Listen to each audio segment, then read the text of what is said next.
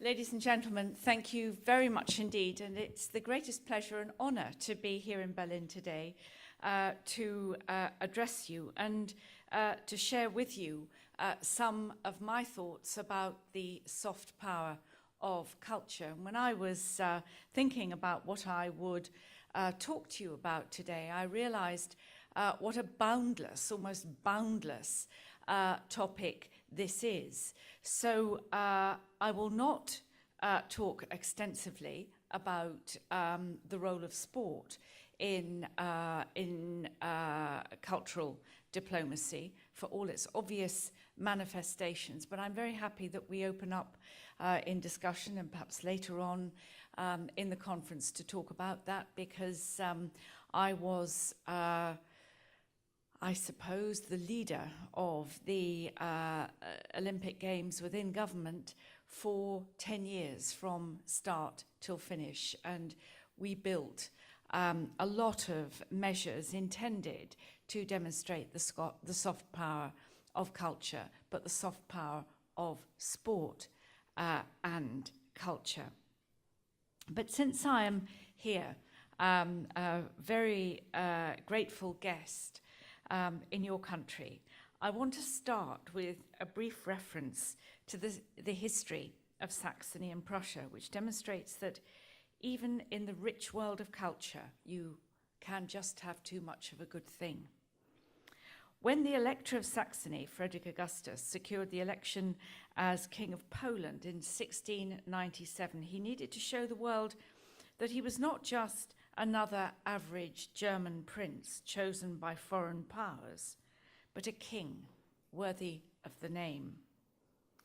By 1729, his court had an unrivaled reputation for the best balls, pageants, operas, and hunting to be found anywhere in the Holy Roman Empire outside Vienna. His court also prided itself in having the best portrait painter to depict his wife and, of course, his mistress. He had the best jeweler, the best porcelain designer, sculptor, architect, the best singer, the best composer of the time. He made Dresden an international jewel. This brought obvious dividends. In 1719, his heir married the daughter of an Austrian emperor, and his descendants contracted stellar marriages, making dynastic alliances with Spain, Bavaria, France, the Netherlands, and proving that magnificent court culture could bring substantial material and, I suspect, also marital benefits. You will all know how this ended, for when Augustus died, he left his son a wonderful cultural centre, but also a mountain of debt. At the beginning of the century, the Saxon and Prussian armies had been about the same size, but by 1740, the Prussian army was 3 times larger, and there was a treasure of 8 million thalers in barrels in the cellars of the Royal Palace in Berlin. By mid-century, Prussia controlled Saxony and its wealth. Culture, therefore, is a fine thing, but not the only thing that political leaders need to think about. Prussia's own policy of cultural flamboyance in the 18th century, once Frederick III had decided he should be called the King of Prussia, with the building of the Royal Palace in Berlin, Charlottenburg, Sanssouci, the new palace, and the town palace in Potsdam, showed that the icing tastes best when there really is a well-made cake underneath. I'm tempted, therefore, to paraphrase another famous Prussian and to say that soft power is the pursuit of political objectives by other means. That has certainly been true at certain times in certain places, and one thinks of The Voice of America, or the way a well-known English intellectual periodical, Encounter, was subsidized by the CIA in the 1950s. But it is certainly not the whole truth, and certainly not what I mean when I talk about the soft power of culture. Nevertheless, there is an inherent tension in the conjunction of the words power and soft. If power can be soft, can culture be hard? How can a nation's power be projected through its cultural heritage and activity without compromising the very values that soft power is supposed to project? And that, I would just reference, was one of the tensions, one of the dilemmas, one of the balancing acts that we had to achieve in the devising, development and staging of the opening ceremony for the London 2012 Olympic Games. As we will see, there's a wide spectrum of possibilities, and I'd like just to offer you a review of some key points on that spectrum today. In one way or another, every nation seeks to project an image of itself through means other than direct advertisement. Sometimes this is active, sometimes passive. I was in Dubai a couple of weeks ago, and if ever there was a place which is a triumph of man over nature, it is there. But it advertises itself not just as that, or as a shopping heaven, but as a place of cultural interest as well. And its cultural identity is extremely important to its sense of prestige. In Qatar, Mathaf, a collection of thousands of Arab artworks from the 1840s to the present day, no country wants to be known just for its material wealth. Hard on the heels of the wealth makers come those who recognize the importance of culture to a country's identity, and no doubt take joy in the possibility that wealth can unlock a surge of cultural activity. The chairman of Mathaf makes the point unequivocally when he says art can only flourish if artists can connect today's activities to yesterday's achievement. Now, here are two mission statements from the relevant government departments of two European countries, France and the UK. One of them describes its mission in these terms. The mission of the department is to make accessible to as many people as possible the major works of humanity, and first of all, those of this country. The minister is in charge of national museums and monuments, promoting and protecting the arts at home and abroad. The second mission statement says, the department is here to make this country the world's most creative and exciting place to live, visit, and do business. The key difference, of course, lies in the indirect approach of the one and the direct involvement in the arts of the other.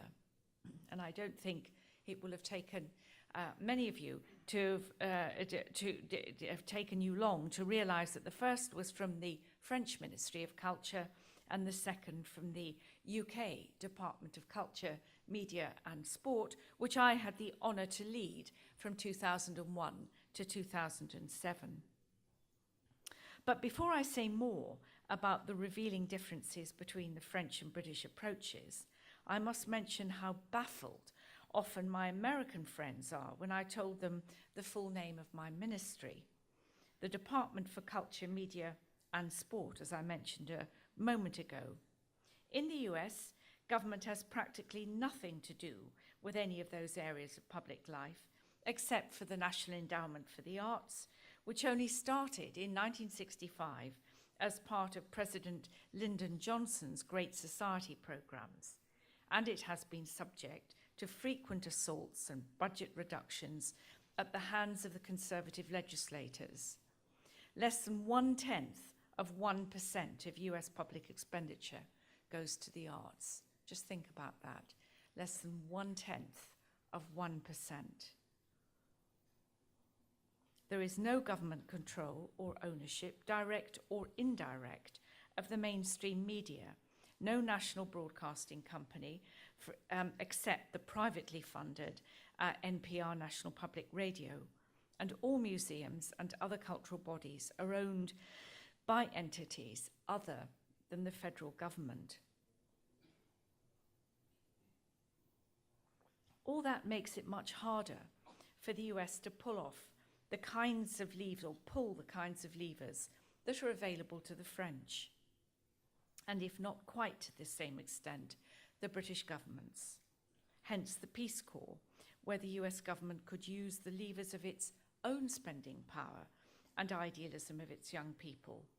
On the other hand, the pervasiveness and almost universal appeal of American popular culture in all its forms is such that the US state hardly needs to spend a cent of federal money in exporting its culture.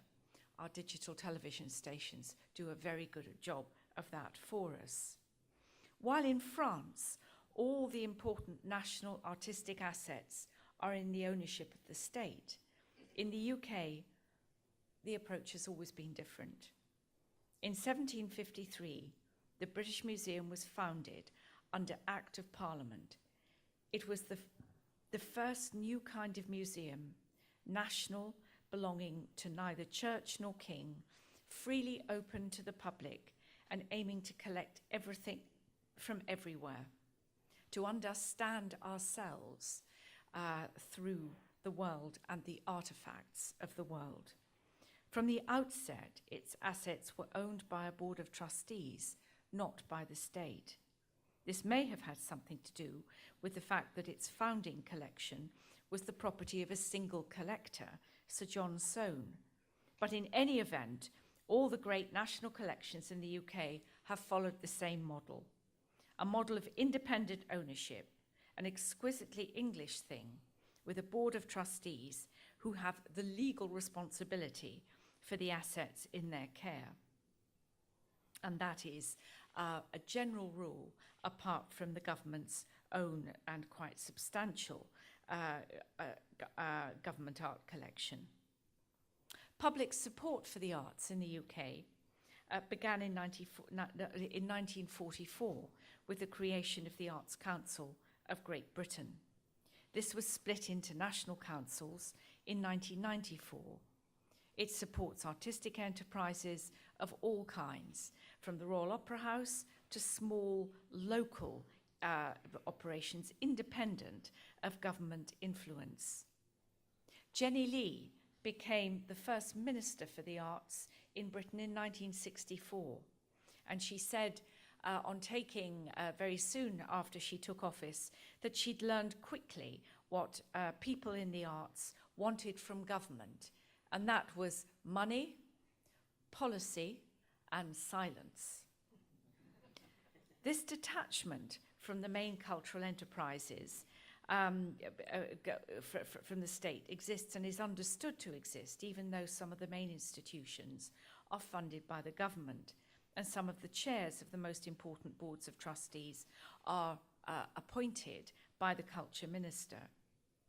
And the BBC, which I hardly need to say now has its own board of trustees, is funded by a license fee collected by it from all users of radio and television.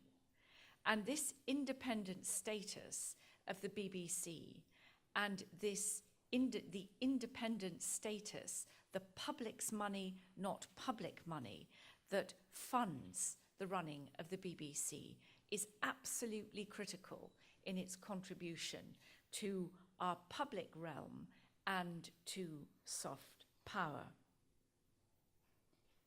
When the British Museum lent Iran the Cyrus Cylinder, the goodwill generated, though not at a formal political level, was enormous, and says all that I could ever say about how Britain is able to project soft power in a genuinely soft but powerful way, under the leadership of the brilliant director of the British Museum, Neil MacGregor.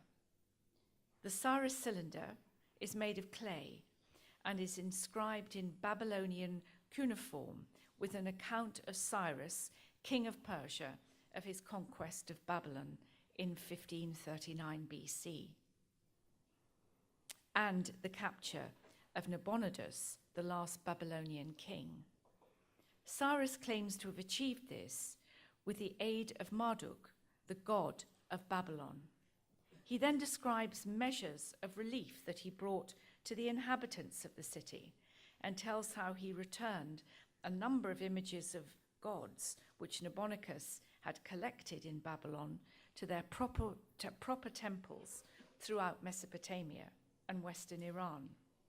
At the same time, he arranged for the restoration of these temples and organized the return to their homeland of a number of people who'd been held in Babylonia by the Babylonian kings. Although the Jews are not mentioned in this document, their return to Palestine following their deportation by Nebuchadnezzar II was part of this policy. And in this context, the Charter has sometimes been described as the first Charter of Human Rights. The loan was warmly received in Iran. We understand that over 500,000 Iranians visited the museum to see the cylinder.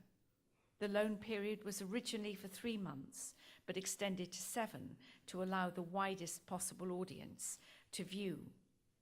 At the closing ceremony for the loan, this priceless Iranian national treasure was returned exactly as agreed. That is soft power, perhaps in its most velvet form. And I should have added that the British Museum did this all without any encouragement, but not restraint either, from the British government of the day, which was taking a very hard line with Iran over its nuclear program as part of the coalition of the EU. It shows that sometimes a clean gesture of respect deriving from shared cultural and artistic passion is worth 100 diplomatic cocktail parties. But diplomats, or what one can call quasi-diplomatic organisations, do also have an important part to play. For the UK, the most important by far is the British Council. Its mission is to create international opportunities for the people of the UK and other countries to build trust between them worldwide, using culture and other vehicles to do this. They call that work cultural relations, and they're on the ground in 6 continents and over 100 countries, bringing international opportunity every year. Every year, they say, we work with millions of people, connecting them with the United Kingdom, sharing our cultures and the UK's most attractive assets: English, the arts, education, our ways of living and organising society.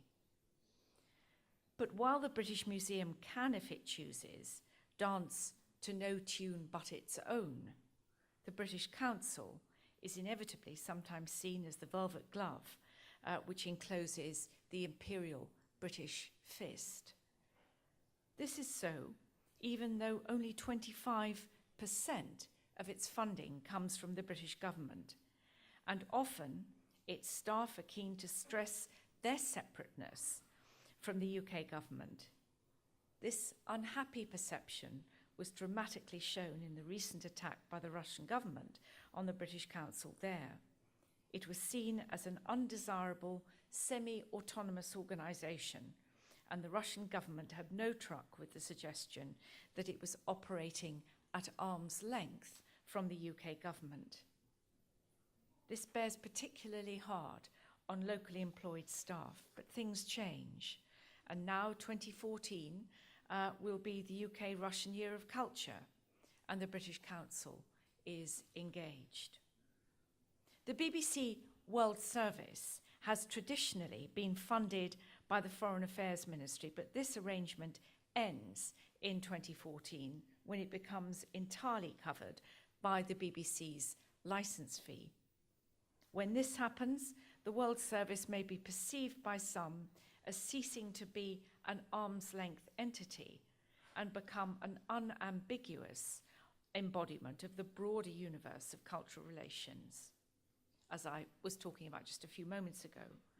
The fact that the Foreign Secretary will continue to have responsibility for the priorities and direction of the World Service hardly helps to improve its arm's length credentials. But the BBC, despite its domestic critics, still has an enviable reputation around the world for objectivity and fair reporting. The BBC World Service has an advantage over the British Council in that it is relatively less reliant on personnel on the ground to undertake its work.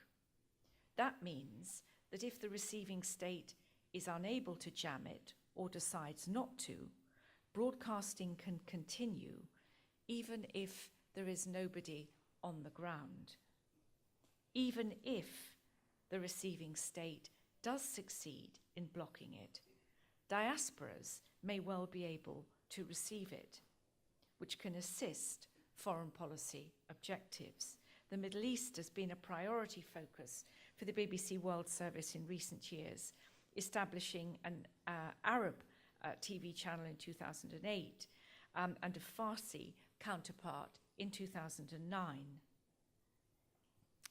Ladies and gentlemen, it was Winston Churchill, and what ambassador for English culture can fail to quote him when away from home, who said in a speech at Harvard University that the empires of the future would be the empires of the mind.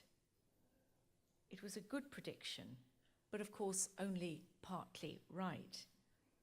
And right in a way that is difficult to think he could have imagined. I'm thinking of the internet. Without doubt, the intellectual, social, and cultural development of the greatest significance of our lifetime. A greater challenge to those who wish to confine the free flow of thought than printing, radio, and television all put together. But that is really the subject for another conference. But let me just offer you two observations. First, until recently, the dominant point of view may well have been that while authoritarian states will seek to monitor and control this digital virtual realm, such a project can never be more than partially and temporarily successful. While physical contacts may be severely limited, it's much less easy to control the communications revolution and the many platforms it has generated. It's also true that while some had success, many states, suspicious of non-state person-to-person communication, are incapable of effective control over the new technology.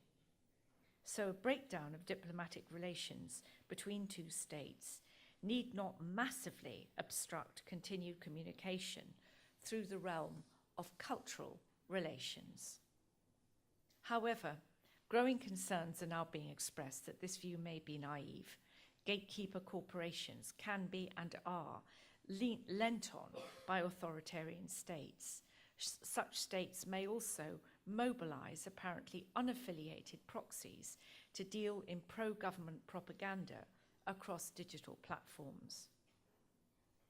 Further, in a world characterized as much by instinctive mistrust as cooperation, even genuinely unaffiliated actors may be viewed by other participants as somehow in the pocket of their governments or biased due to their background or identity. So the realm of cultural relations may not be quite as uncontested, free, uncontrollable, or uncontaminated by geopolitics as many had hoped. And of course, I haven't even mentioned the revolution, the boundaryless revolution that is created by cloud computing. But nor, as a UK citizen, can we assume that any of this will deliver increased cachet for brand Britain. Now, I've had only a little time to touch on a few stopping points along the lengthy continuum which I see as soft power. I could have talked at length about how our two countries lead the world in welcoming students from all over the world to our great universities. One hopes that in each of our countries, they will always have happy memories of their student days, will continue to speak our languages, and retain a lifelong goodwill. The power of soft culture is played out in our institutions every day. Both our countries and indeed our world is better and safer for it. Thank you very much.